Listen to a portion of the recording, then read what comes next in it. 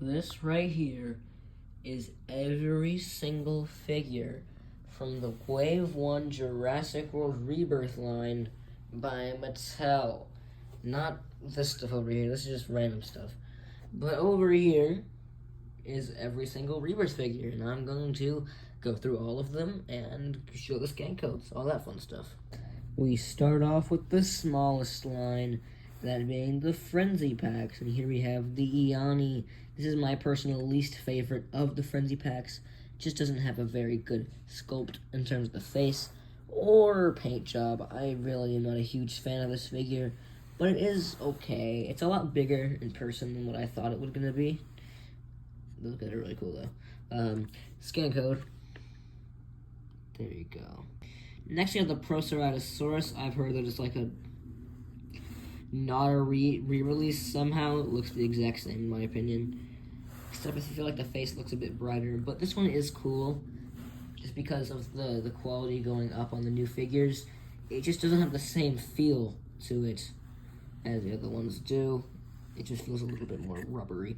And there's the code. And there's the Edmontonia. I think the Edmontonia is a really nicely done, chunky figure.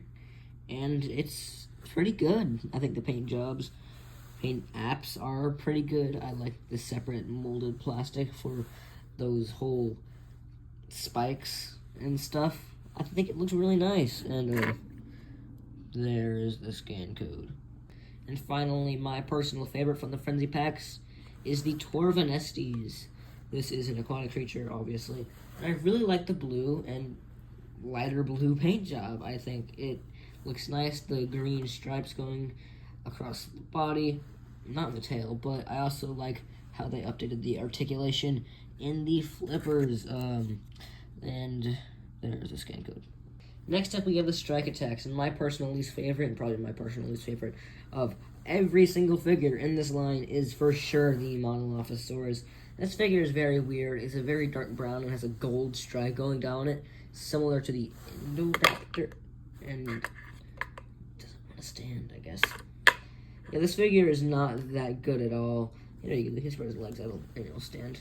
But all these Strike Attack figures do have an action feature, and that's where you do something with the body and it makes it do something with its mouth. They never have sound, but these do retail for like $11. These retail for like $8, but yeah.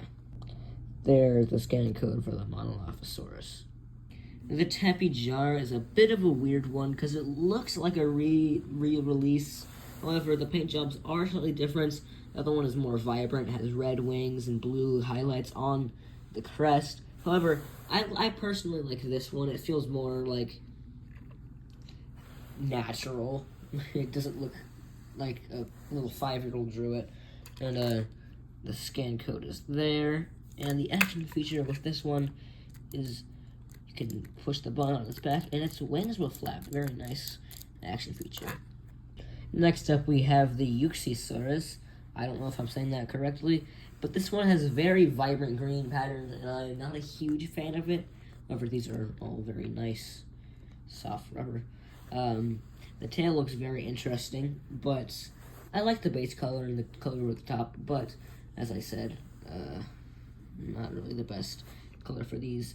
And its action feature is you move its tail, and he says no. Or of course, you can do it vice versa, and he's like, feed me more. The scan code is right there. This is the Inor Seia, one that a lot of people like, and I can see why. It's a very nice looking figure, very nice paint apps, and the teeth, of course, are a bit exaggerated, but I think it looks good overall. Like, I like the brown, I like the orange, I like the tan, and the action feature is you put it on the tail, and it opens his mouth and jumps, and there's the scan code. We are moving up in size. Next, we have the Wild Roars. These are figures that have a tail movement that moves the head and makes a roar. This is the Neweratops. I'm not a huge fan of it. It's probably my second least favorite of the whole Wave 1 line, just because it feels dry in comparison to the rest of the very vibrant Wild Roars that we'll see in a second. And, of course, you move its tail.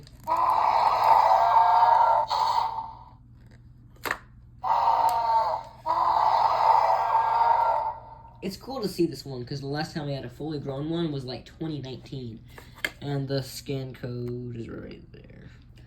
Next up, we have the Baryionx, and I really like the green eyes on this one, like the Spinosaurus.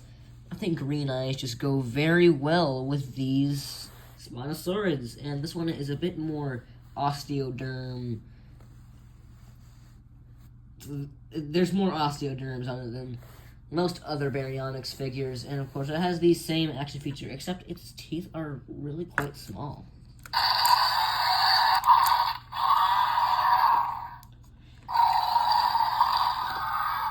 Also, it makes Indominus Rex noises, so that's kind of annoying. Here's the scan code for the Baryonyx. Next up, we have the Minosaura. This is a really nice looking one with the paint apps. I love blue and orange, so it's nice to see this one. And I also like the white underbelly that spots closer in the body. This is often referred to as the mother dinosaur in popular culture. There's a brown stripe going down. I like the scaling detail. It looks very nice.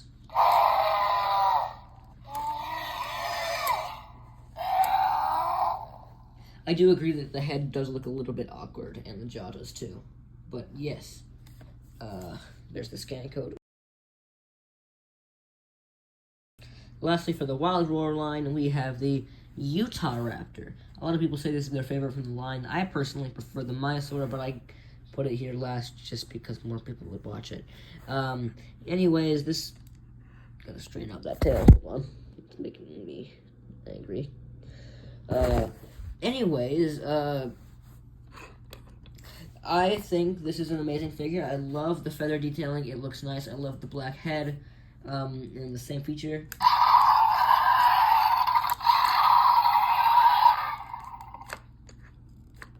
So yeah, this is a very nice looking figure. I just wish they painted the big sickle claws. Those are huge. And also these are really weird. And the scan code, right. We're moving up in size, and next we have the Eot Triceratops from the gigantic Thrashers line. I was so happy that they gave up on gigantic trackers. There was nothing to do with tracking, and it honestly just made me mad whenever I saw that gigantic trackers are back.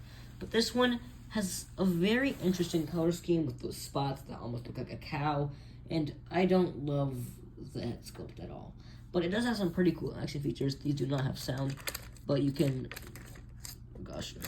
you can move the head while using the tail, and if you twist the tail, this is not working out. I need my stand. So you move the tail down, the head goes up. You move the tail up, the head goes down. So you can have some nice slashing motion. If you twist the tail, he goes wee, like he's going down a slide. Also, if you just move the figure upwards, then his little leg will move up, like he's eating from a tree or something. It's kind of interesting. I'm not completely sure how I feel about it, but there is its scan code. Here we have the second from the gigantic Thrashers line, the Tyrano Titan. This one has some pretty weird proportions and cartoony looks. However, I overall like the color scheme of this one, and it is a bit wacky, like the big banana teeth are back, even though we have that upgraded new look for the teeth. They just look big and fat. Same feature with the going up and down, but when you twist the tail, it's actually pretty cool. It moves its arms, it snaps. I really like the action features on this one. And, there. Let me get this situated.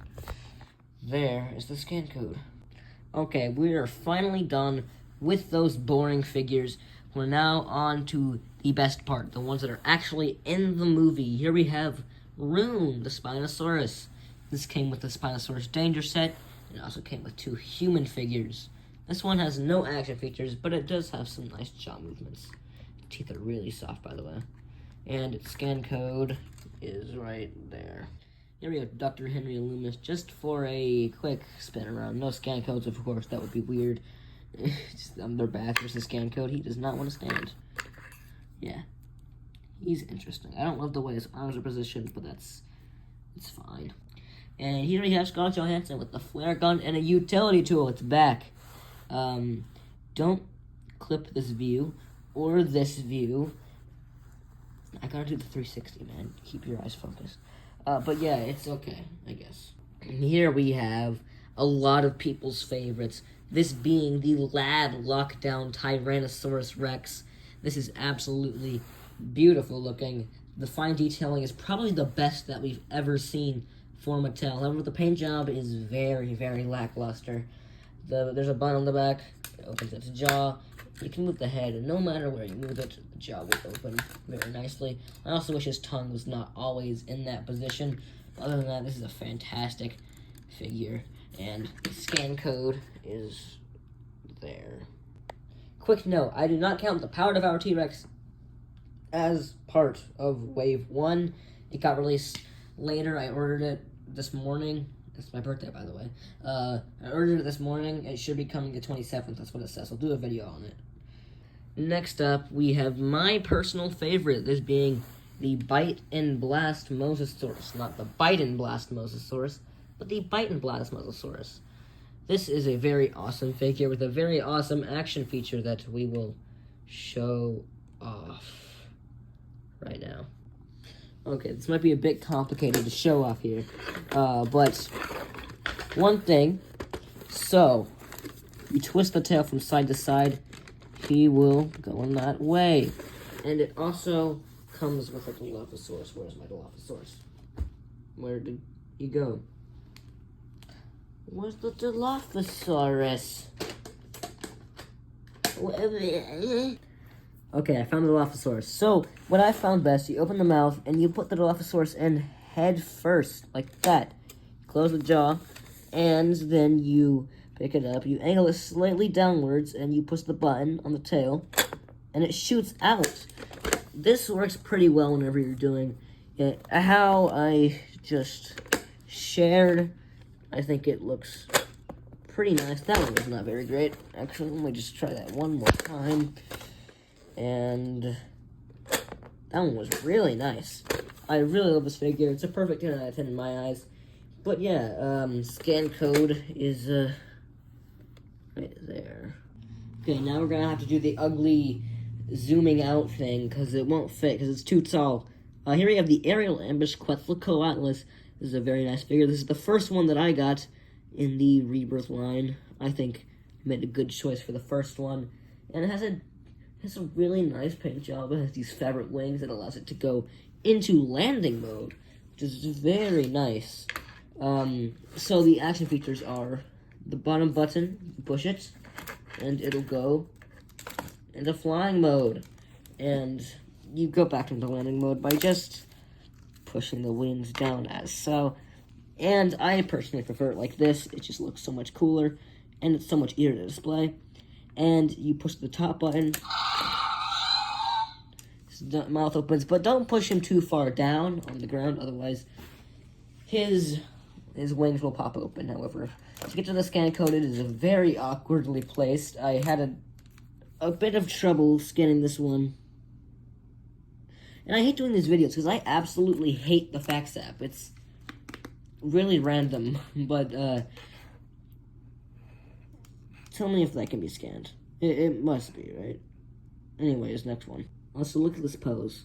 What is he doing? Next up, we have the tail thrasher Spinosaurus. This is representing Hunter, the yellow stripes going down the sail. And this is a very nice looking figure. It's huge, way too big if I'm being honest. However, the tail is very nice. It's almost touching the camera. In fact, I can't do the 360 because it was going to knock the camera over. Just got to do that precariously. And the action feature for this one is there's a button on the back of the sail, and if you push that button, he'll have a, I'll move this backwards so you can see it. He has a very nice, it's moving the turntable. Oh, he's gonna do a full 360 by himself. He's gonna whack the DRex back there. Oh, he did it! Wow, that was awesome. He whacked the DRex. Ah, it's fun. But yeah, I really like the action feature. It's a very nice figure, and there is the scan code. We only got 2 figures left, and this is the last one where I'll be able to do it on the turntable. Here we have the Distortus Rex, the DRex, the main titular antagonist of the movie. This is, of course, the mutants, the hybrid thing. We don't know if it's a mutant or a hybrid. We're actually pretty sure it's a hybrid now. But this is an awesome figure. This used to be my favorite of the whole wave, but it's changed to the Bite and Blast Mosasaurus. And this has some awesome action features. Let me get it more to frame here. You push the button on the tail. And he has a couple different motions. One time he does like 2 bites and then does a roar, but each of those bites he does its rumble for the amount of length that bite lasts. So let me see if I can find it. Sir? What the? Sir! There you go. I got worried there for a sec. And he also has this action feature where you twist its tail and he whacks. You can do that really fast if you wanted to. So that's very cool. I love this figure, and the scan code is right there. This is the Titanosaurus. This is the biggest figure that Mattel is ever going to make. If they do make a bigger one, I don't know if I'm going to buy it. But yes, this is an absolutely awesome figure. It has translucent sails and a very long tail. It's still too short, honestly. And the scan code, oh boy, is right there. So they're all in a pile now, but that's every single figure from Wave 1 of the Jurassic World Rebirth line by Mattel. Oh, I forgot the crate. I'm not counting the end over there because it's not part of the Rebirth line. Sure, it released on June 1st, but let's be right here. There's the Quetzal. So I think Mattel has done an amazing job with Wave 1. Wave 2 I cannot say the same for. Wave 2 does not look very good. Except for some figures. But, like, I think it's okay. But yeah, I hope you enjoyed this. If none of the scan codes work, tell me and I'll do, like, a short of all of them. Anyway, smash that like button. Don't forget to subscribe. I'm horrible at this. See you guys later. Just bye.